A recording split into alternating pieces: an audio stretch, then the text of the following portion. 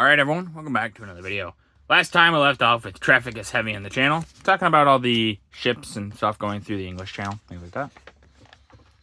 We're now on to U.S. troops find desolation on Saipan. June 17th, 1944.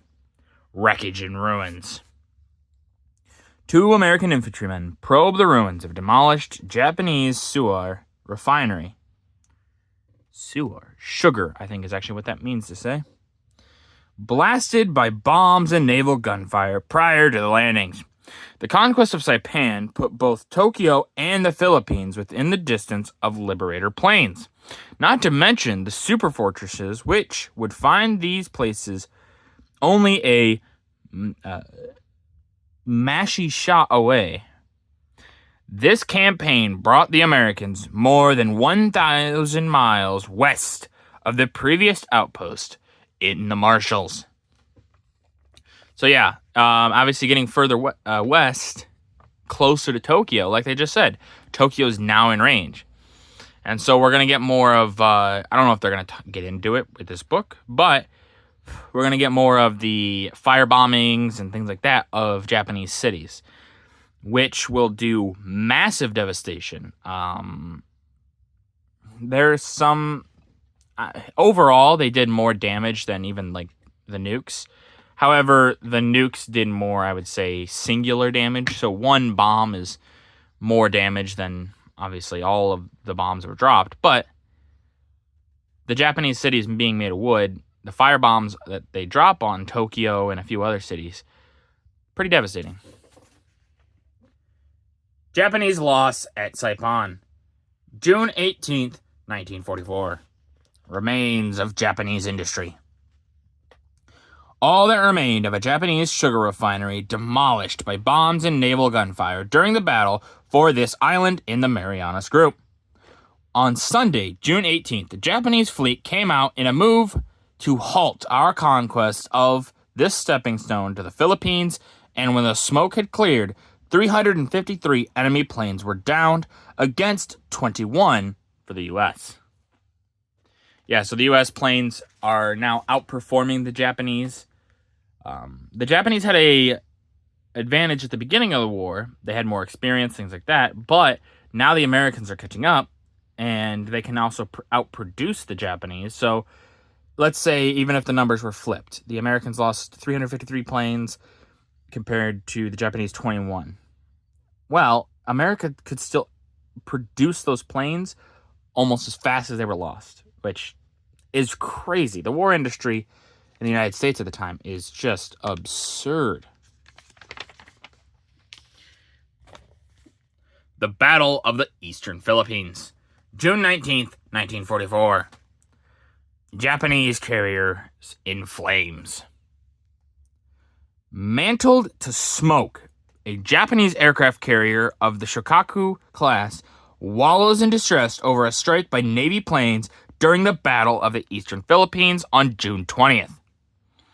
For nearly a year, the Japanese fleet had stayed in cautious retirement, but our advance into the Marianas was a grave development to Tokyo. So, on Sunday, June 18th, the enemy fleet came out, staying hundreds of miles out of range.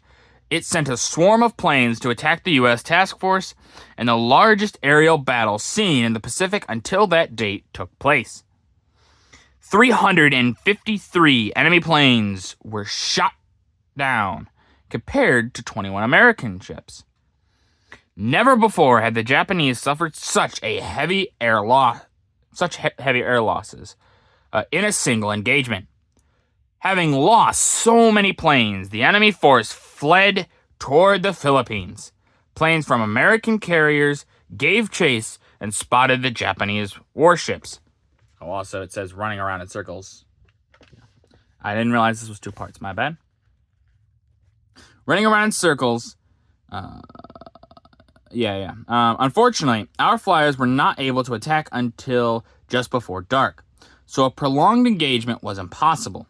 However, they sank a Japanese carrier, left a second one burning, and sank 3 tankers and possibly a destroyer. In all 14 13 enemy ships either were sunk or damaged. In addition, an American submarine probably sank one of Japan's largest and newest aircraft carriers. In the picture above, a submarine, I believe it's this picture right here. The picture above, a submarine sank. Oh boy, sorry, I lost my place. Picture above. Swinging, my bad, this one here. Swinging in tight circles, desperately attempting to ward off of the attacks of carrier-based planes, a Japanese cruiser turns counterclockwise. Below, a battleship of the Congo-class center labors through the water after being damaged. The sea battle of the Eastern Philippines was subordinate in importance only to Coral Sea and Midway, both of which it resembled in the respect that the surface vessels were never within firing range, and carrier-borne aircraft provided the offensive. Yeah, so once again, another battle showing that aircraft carriers are the way of the future. They're showing, like right here, the ships never even engaged with each other. However, they attacked one another, showing that the carrier-based planes are way more effective than just older-fashioned ship-to-ship combat. So this is one of the reasons, leading reason, as to why this is basically the death knell of the battleship, this entire war, to a small degree. Or to a large degree, actually. Fighters attack the flying bomb. June 1944. Tackling a new weapon.